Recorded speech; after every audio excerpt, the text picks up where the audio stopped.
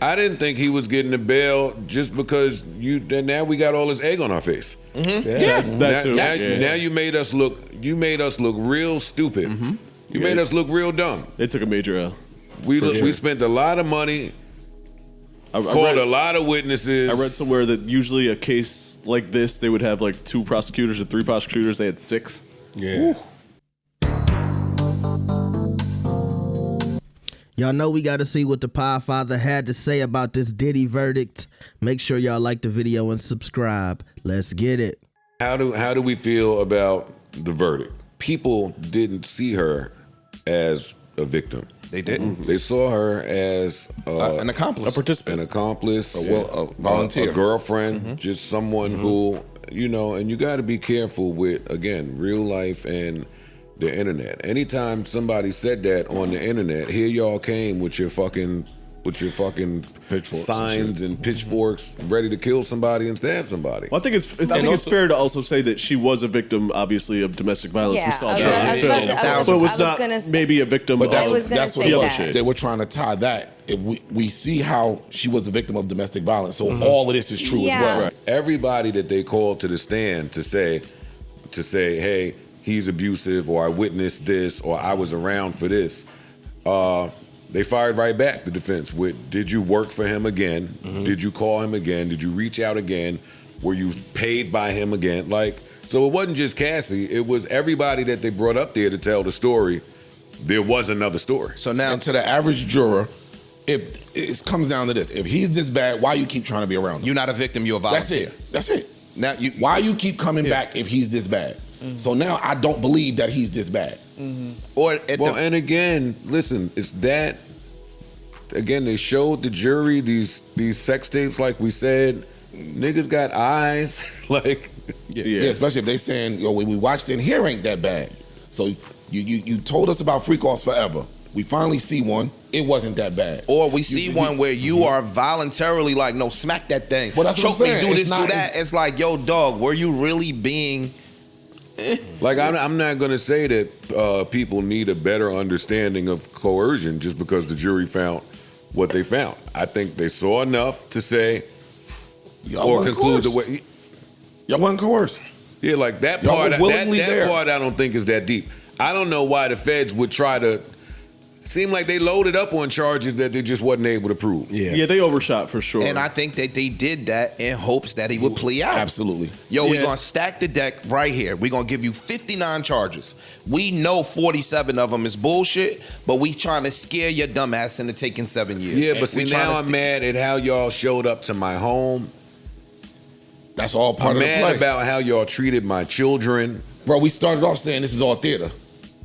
Yeah.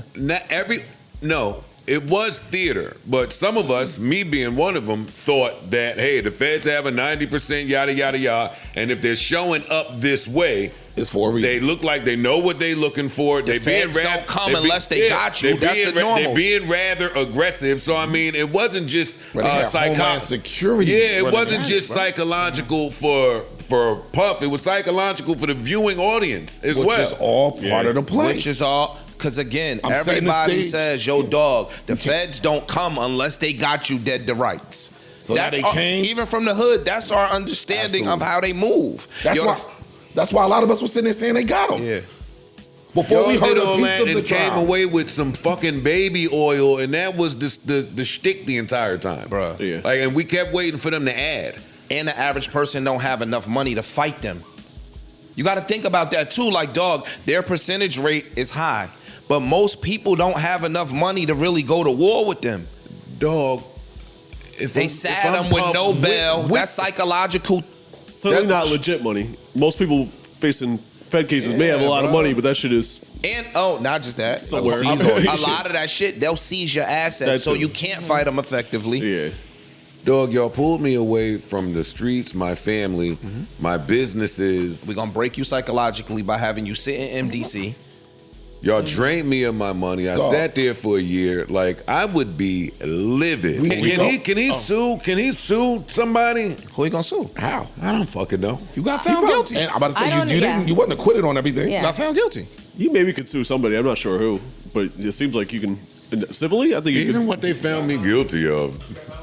Who he gonna sue civilly? The feds look stupid saying we got you on prostitution. You know how stupid the feds look? When do the feds come meddling in? You know what my issue prostitution is. You know what my case. issue is though. Is a bigger issue is that they called that man a sex trafficker, bruh. And now I start see when this happens.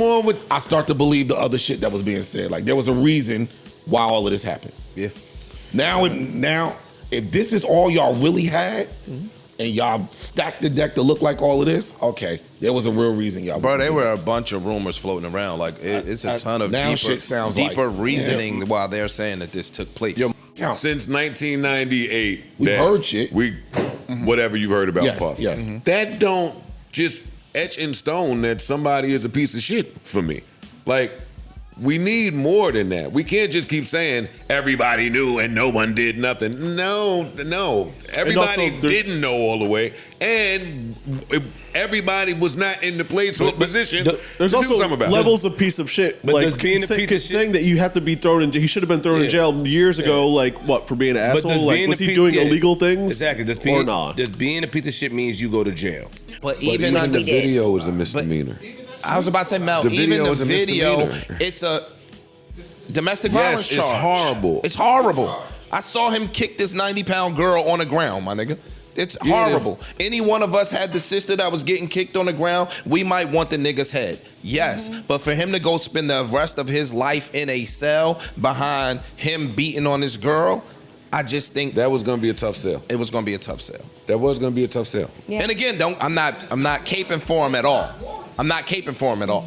I'm just saying, dog, like we can't give a nigga life in jail because we saw, in my opinion, because we saw him. That video and his lawyers in defense acknowledging that he was an abuser played a part into him why he didn't get bail this last time.